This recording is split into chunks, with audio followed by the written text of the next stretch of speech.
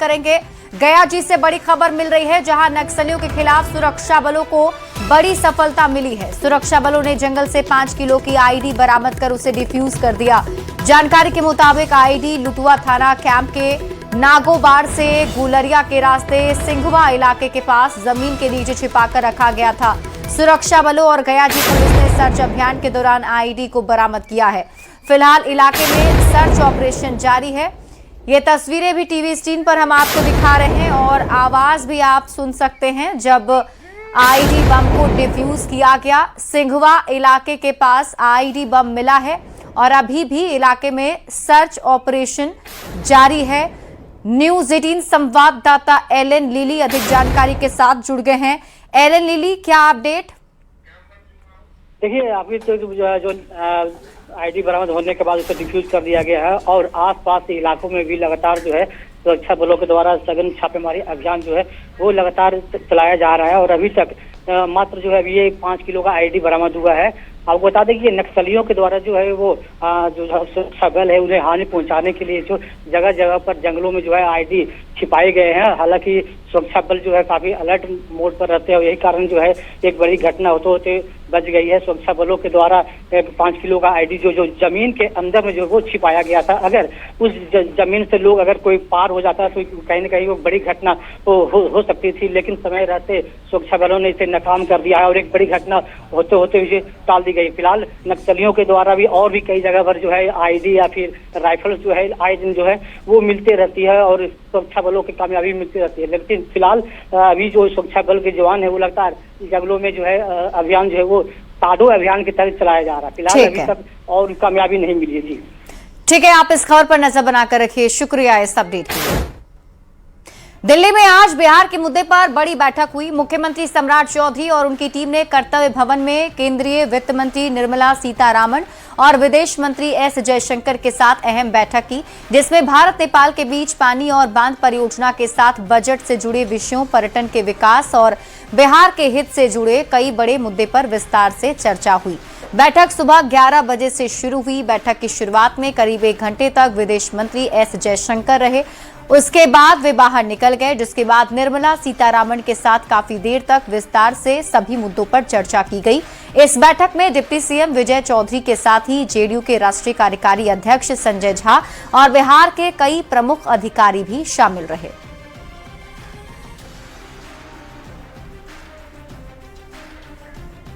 और इस मुलाकात के बाद मुख्यमंत्री सम्राट चौधरी ने सोशल मीडिया एक्स पर पोस्ट भी किया, जिसमें उन्होंने बैठक को लेकर बड़ी जानकारी दी और इस बैठक को बिहार के विकास और समृद्ध की दिशा में काफी अहम बताया है। ये पोस्ट भी टीवी स्क्रीन पर हम आपको दिखा रहे हैं। सोशल मीडिया साइट एक्स पर पोस्ट किया है मुख्यमंत्री सम्राट चौधरी ने, जिसमें उन्होंने बताया कि इस बैठक में कई अहम मुद्दों पर बातचीत हुई है और बिहार के समृद्धि की दिशा में काफी अहम इसे बताया है। तो वहीं केंद्रीय मंत्री गिरिराज सिंह ने भी सीएम सम्राट चौधरी से मुलाकात की है और मुलाकात के बाद उन्होंने सोशल मीडिया पर पोस्ट किया। उन्होंने लिखा कि बिहार के मुख्यमंत्री सम्राट चौधरी के साथ बिहार भवन में आत्मीय भेंट हुई। इस मौके पर राज्य के विकास, औद्योगिक निवेश, रोजगार सृजन, युवाओं के लिए नए अवसरों समेत कई मुद्दों पर विस्तार से बातचीत हुई है।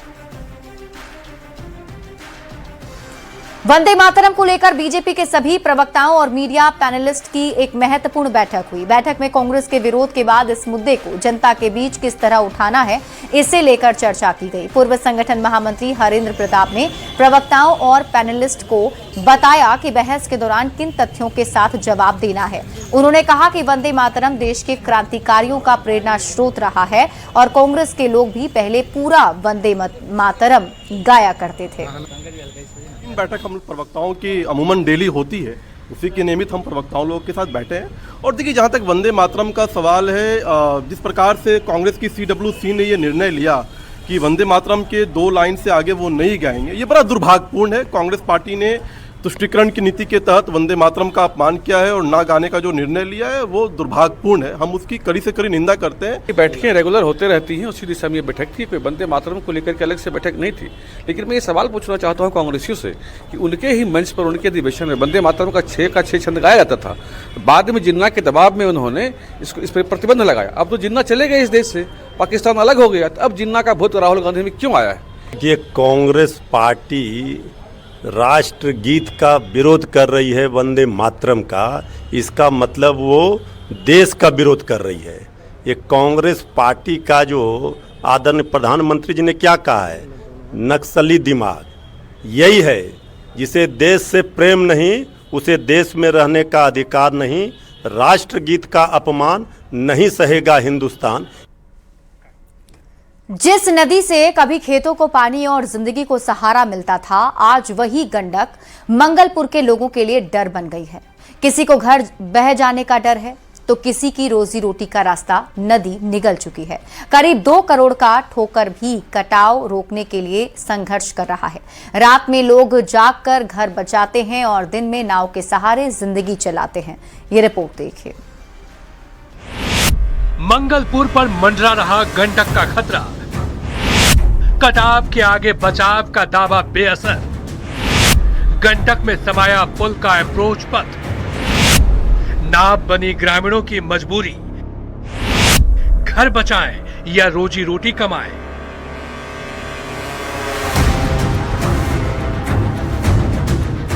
गंडक की ये लहरें देखने में जितनी शांत लगती है, मंगलपुर के लोगों के लिए उतनी ही डरावनी है। नदी धीरे धीरे जमीन काट रही है और गांव के करीब पहुंच रही है।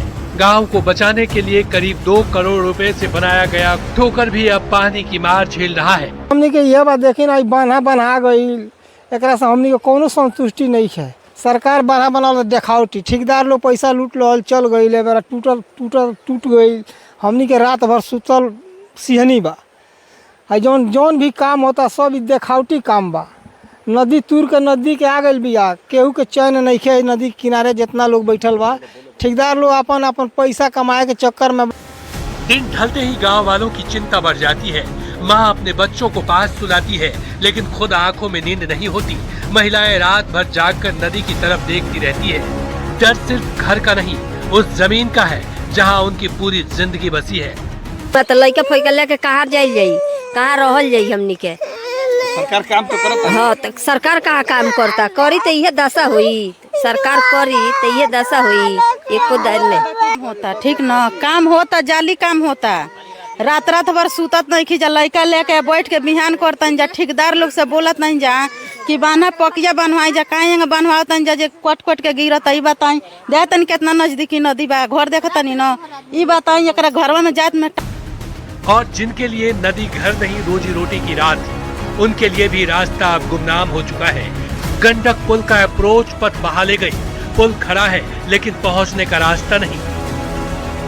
पुल तो खराब है, अब तो कट गई। अच्छा मेरे गांव पर ढापिया गई। 1 नंबर कार होकर सीधा 3 नंबर कार होता, 2 नंबर ना 3 नंबर। ये बताइए गांव को बचावे बनी या कि गांव को ढहावे। अब नाव ही सहारा है। घर इस पार, खेत और काम उस पार। हर सुबह लोग इसी नाव में बैठकर नदी पार करते हैं और शाम को लौटते हैं। बरसात में तेज धारा के बीच ये सफर डर और मजबूरी के बीच चलता है। मंगलपुर के लोगों के लिए गंडक अब सिर्फ नदी नहीं, रोज का इम्तिहान है। रात घर बचाने की चिंता में गुजरती है और दिन पेट पालने की जद्दोजहद में। सवाल यही है कि क्या कभी मंगलपुर के लोगों को इस डर से स्थायी राहत मिलेगी। बगहा से न्यूज 18 के लिए मुन्ना राज की रिपोर्ट। और इस बीच आपको कटिहार से बड़ी खबर बताते हैं। मनिहारी में कटाव से लोग परेशान हैं। मनिहारी अनुमंडल के अहमदाबाद और मनिहारी क्षेत्र के कई इलाके कटाव की मार झेल रहे हैं। आलम यह है कि एक तरफ कटाव रोधी काम हो रहा है और दूसरी ओर नदी की तेज धार में सब कुछ बह जा रहा है। बरारी, कुर्सेला, कदवा के कुछ इलाके में भी गंगा महानंदा नदी के कटाव की मार झेल रहे हैं। तस्वीरें टीवी स्क्रीन पर आपको दिखा रहे हैं, जिसमें आप देख सकते हैं। 2 तस्वीरों के जरिए वहां की स्थिति का अंदाजा लगाया जा सकता है। कटाव का दंश ये सभी झेल रहे हैं, क्योंकि आप देखिए यहाँ फ्लड फाइटिंग का काम भी किया गया था। जियो बैग्स लगाए गए थे, लेकिन कटाव इतनी तेजी से हो रहा है कि जियो बैग भी इस कटाव को रोकने में सफल नहीं हो पा रहे हैं। अब लोगों को अपने आशियाने को पानी में जाने का डर सता रहा है और नदियों के जल स्तर भी बढ़ रहे हैं, जिस वजह से लोगों की चिंता बढ़ गई है। के प्रतिनिधि हैं, पहले हमारे तो प्रतिनिधि बन जाइए आप, उसके बाद पटना में भी लगातार गंगा का जलस्तर बढ़ रहा है। भद्रघाट जलमग्न हो गया है। कई ऐसे घाट हैं जहां गंगा की धारा खतरे के निशान के पास पहुंच गई है। भद्रघाट का जायजा लिया है न्यूज़ 18 संवाददाता विनीता मिश्रा ने। में कई ऐसे गंगा घाट हैं जहां की तस्वीर अब बदलने लगी है। गंगा का जलस्तर खतरे के निशान के पास पहुंच गया है। ऐसी ही तस्वीर भद्रघाट की हम आपको दिखाते हैं। ये देखिए भद्रघाट, जहां गंगा का जलस्तर लगातार बढ़ रहा है और गंगा की जो धारा है सड़क तक पहुंच गई है, यानी पूरा जो घाट है, जो सीढ़ियां है, वो जलमग्न हो गई है। और यहाँ पर देखिए जो मंदिर है, मंदिर भी अब जलमग्न होता हुआ नजर आ रहा है। यहाँ पर बैठने के लिए पर्यटकों के लिए जो कुर्सियां लगाई गई हैं, वो कुर्सियां भी डूब गई हैं। और ये जो गंगा का जलस्तर, ये देखिए जो मुख्य पथ है यहाँ पर गंगा के किनारे भद्रघाट के पास, इस सड़क तक अब पानी पहुंच गया है। और लगातार पिछले 3 दिनों से गंगा का जलस्तर बढ़ रहा है। भद्रघाट की ये तस्वीर, दूर दूर तक गंगा की जो धारा है वो नजर आ रही है और लगातार पानी का जो बहाव है वो आपको यहाँ दिख रहा होगा। और ये देखिए भद्रघाट पर जो स्टील की रेलिंग लगाई गई है, वो स्टील की रेलिंग पूरी तरीके से जलमग्न, सिर्फ ऊपरी जो हिस्सा है वही नजर आ रहा है। अंदाजा लगाया जा सकता है कि जो जल स्तर है वो पिछले दिनों किस गति से बढ़ता हुआ नजर आ रहा है। और सिर्फ भद्रघाट ही नहीं, बल्कि कई ऐसे घाट हैं जहां की तस्वीर अब बदली हुई नजर आ रही है। दियारा क्षेत्र की हम बात करें तो वहां भी पानी का बहाव बढ़ने लगा है। और अगर इस तरफ की हम बात करें तो यहाँ भी बिंदटोली है और कई ऐसे घाट हैं जहां अब गंगा की जो धारा है लोगों को परेशान करती हुई नजर आ रही है। भद्रघाट की बात कर लें, कृष्णा घाट की हम बात कर लें, या फिर दीघा घाट की हम बात कर लें, लगातार गंगा का जलस्तर बढ़ रहा है और गंगा की जो धारा है खतरे के निशान के पास पहुंच गई है। विनीता मिश्रा, न्यूज़ 18 पटना। बेहतर जिंदगी की उम्मीद, विदेश में नौकरी का सपना और इसी सपने के भरोसे पूर्णिया किशनगंज के 7 युवक दुबई पहुंचे। लेकिन आरोप है कि वहां पहुंचते ही सपने चकनाचूर हो गए। पासपोर्ट रख लिया गया, वादा किया गया, नौकरी नहीं मिली और अब खाने तक के लिए पैसे नहीं हैं। दुबई से सामने आए वीडियो में युवक अपने घर लौटने के लिए मदद की गुहार लगा रहे हैं। आखिर कैसे ये युवक विदेश पहुंचकर फंस गए हैं, इस रिपोर्ट में देखिए। बिहार के मजदूर दुबई में फंसे, नौकरी का झांसा, पासपोर्ट पर कब्जा, रो रो कर घर वापसी की गुहार, 7 परिवारों की एक ही पुकार, हमें स्वदेश लौटना है सरकार। बहुत दिक्कत से यार की बोलबो अपना घर कहानी।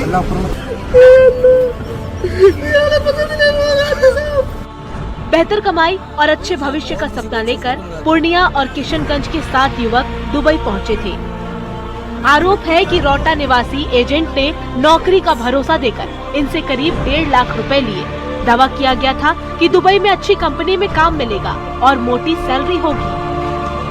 भेजिए वार ऑफिस वो 4 जन मानस बोल ले कि काम चेंज करे दे, लेकिन हम चार काम चेंज नहीं करिए अभी तक। हमरा अभी तक यहाँ छी, हम चलिए खावा पिए और कुछ पैसा नहीं छे, हमरा बहुत मुसीबत अच्छी मुश्किल। दुबई पहुंचते ही इनकी कहानी बदल गई।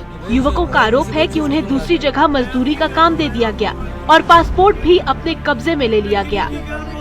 युवकों का दावा है कि वे टूरिस्ट वीजा पर वहां पहुंचे थे, अब पैसे खत्म हैं और खाने तक की परेशानी है।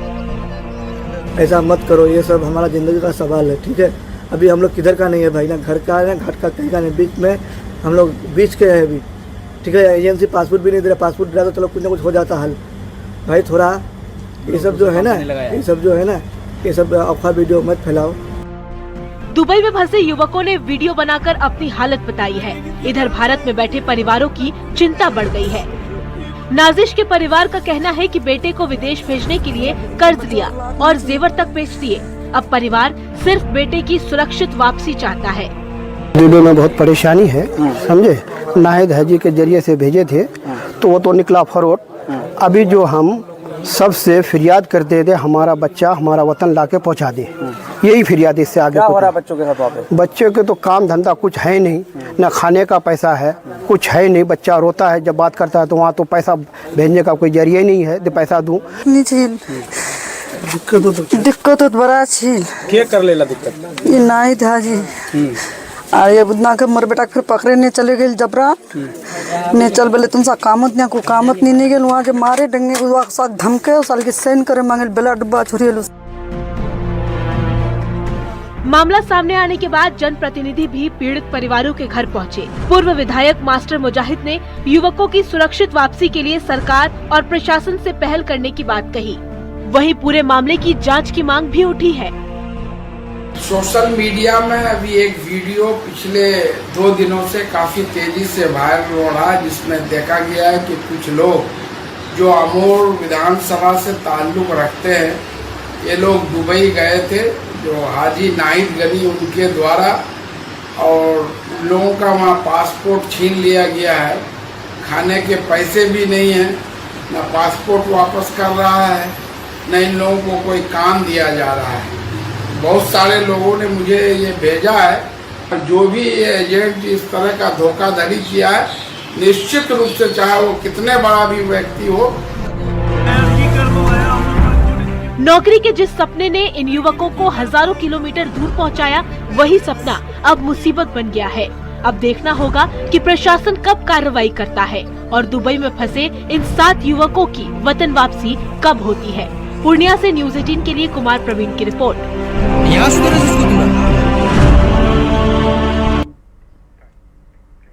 बिहार स्टूडेंट क्रेडिट कार्ड योजना में शिक्षा ऋण कम होने की खबर को शिक्षा विभाग ने तथ्य से परे बताया है।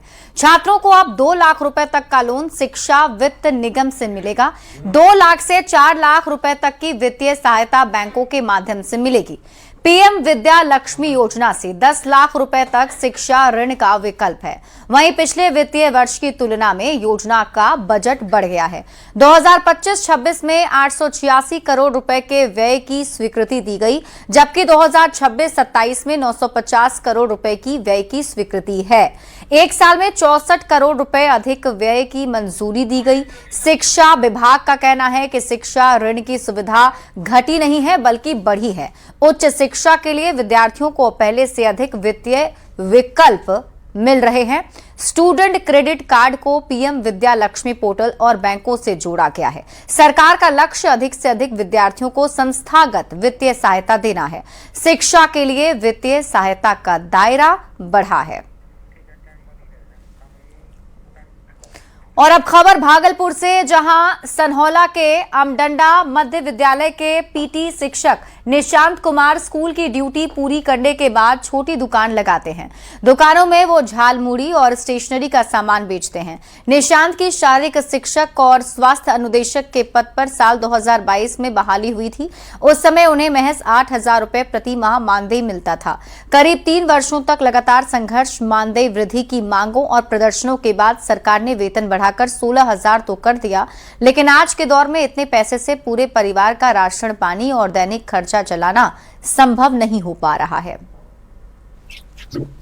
शारीरिक शिक्षक स्वास्थ्य अनुदेशक है, सरकारी टीचर है, लेकिन सरकार की नीति थोड़ा सा हम लोगों के प्रति गड़बड़ा है और हम लोगों को मात्र 8,000 में बहाल हुआ। बहुत संघर्ष करने के बाद 3 साल बाद 8 से 16 किया गया। कुछ हम लोगों को राहत हुआ, मगर फिर भी इस महंगाई एक समय में इतना कम पेमेंट में आगे भी चलना मुश्किल होता है। सर बेच रहे हैं, स्कूल के सर है, वो पीटी सर है। अच्छा लगता है देख के? अच्छा तो नहीं लगता है, लेकिन घर का स्थिति देख के वो अपना काम कर रहे हैं। दोनों काम कर रहे हैं, स्कूल भी जाना और दुकान में जो बेच रहे वो भी बेचना। तो 16,000 वेतन होता है, कम है बहुत महंगाई। वेतन का तो हमको पता नहीं, लेकिन उसको जितना मिल रहा था उसको उसमें कंफर्टेबल नहीं हुआ, तो वो ये काम करना पड़ रहा है उसको। इसको ये नहीं करना चाहिए, बट घर का रोजगार नहीं चल रहा था, इसीलिए ये कदम उठा रहा है। हम सब जिस टाइम पढ़ते थे सर बोलता था कि इतना कम पैसा है, हम सबका परिवार कैसे चलेगा, मतलब कुछ तो करना पड़ेगा।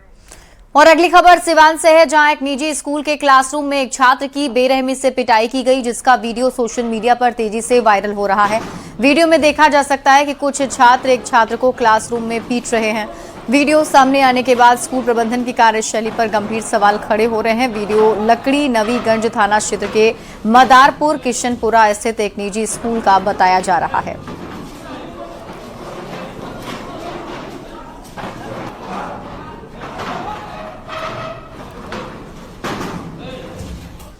और अगली खबर आपको दरभंगा से दिखाते हैं, जहां बहादुरपुर के खराजपुर गांव में मोनू कुमार आत्महत्या मामले में पुलिस की कार्यशैली पर सवाल उठने के बाद सहायक दारोगा इंद्रदेव कुमार को निलंबित कर दिया गया। मामले ने उस समय हाई प्रोफाइल रूप ले लिया था जब सरकार में मंत्री मदन सैनी ने पुलिस की कार्यशैली और पुलिस पर रुपए मांगने का गंभीर सवाल उठाते हुए कार्रवाई की मांग की थी। मामले की गंभीरता को देखते हुए एसएसपी जगुनाथ रेड्डी जला रेड्डी ने सिटी एसपी के नेतृत्व में एसआईटी गठित की थी। जांच में सामने आया कि मोनू का मोबाइल 2 दिन तक पुलिसकर्मी के पास रहा, लेकिन इसकी जानकारी थानाध्यक्ष को नहीं दी गई और इसी आधार पर सहायक दारोगा इंद्रदेव कुमार को निलंबित किया गया है। तो अभी प्राथमिकी दर्ज में होने के बाद एसआईटी का टीम गठन किया गया। आरोप जो परिजन का आरोप है कि पुलिस के द्वारा फायरिंग भी किया गया, उसका भी हम लोग जाँच कर रहे हैं। अगल बगल का कुछ लोगों का स्टेटमेंट दिया गया, वीडियो सीसीटीवी फुटेज चेक है, अभी प्रथम दृष्टया फायरिंग का बात नहीं आया है और हम लोग सीसीटीवी से बारीकी अन्य एंगल से अन्य जगह से भी हम लोग ले रहे हैं ताकि उसका सत्यता जान। जमुई में सुदूर खैरा प्रखंड के जतहर गांव के पास किऊल नदी पर जब पुल नहीं बना तो गांव वालों ने ही खुद से पहल शुरू कर दी है। जतहर गांव के लोगों ने आपस में चंदा कर श्रम दान करते हुए बांस की चचरी पुल बनाने का काम शुरू कर दिया है और इस गांव के लोग दशकों से किऊल नदी पर पुल निर्माण की मांग कर रहे हैं। बताते चलें कि जातर गांव के लोग सालों भर नदी का पानी पार करके पंचायत मुख्यालय से लेकर जिला मुख्यालय तक जाते हैं। जिले के खैरा प्रखंड के हरनी पंचायत के जतहर गांव के लोग किऊल नदी पर पुल की मांग कर रहे थे और जब पुल का निर्माण नहीं हुआ तो गांव वालों ने खुद चंदा करके अब बांस के चचरी का पुल बनाना शुरू कर दिया है। हम तस्वीर दिखाना चाहेंगे, यही किऊल नदी है और इस किऊल नदी के दूसरे तरफ जतहर गांव है।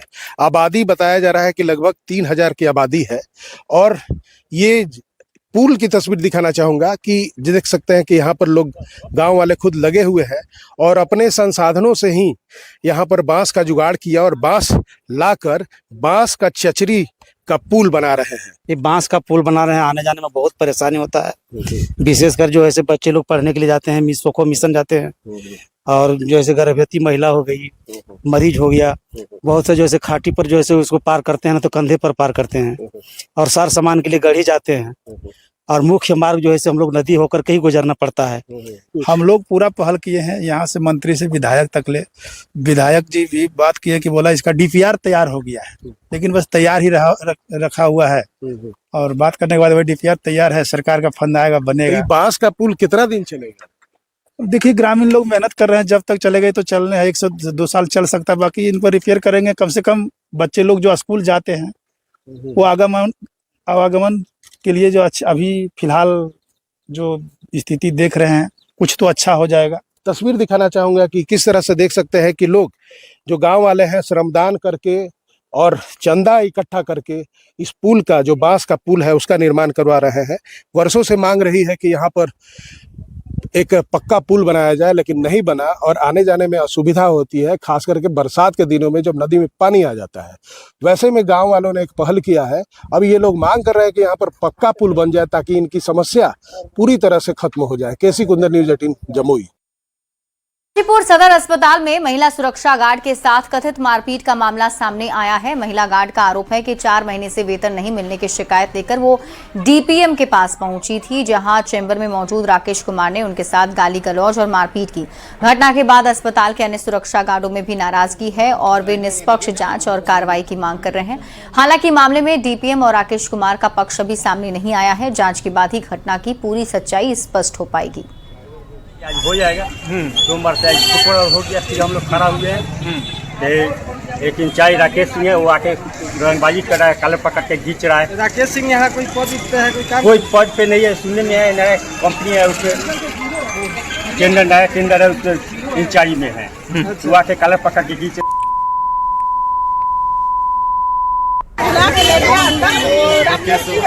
इधर आइए, हम लोग सारा गार्ड गए अंदर तिवारी जी गार्ड तिवारी जी को पकड़ ऐसे गाना मारा गया।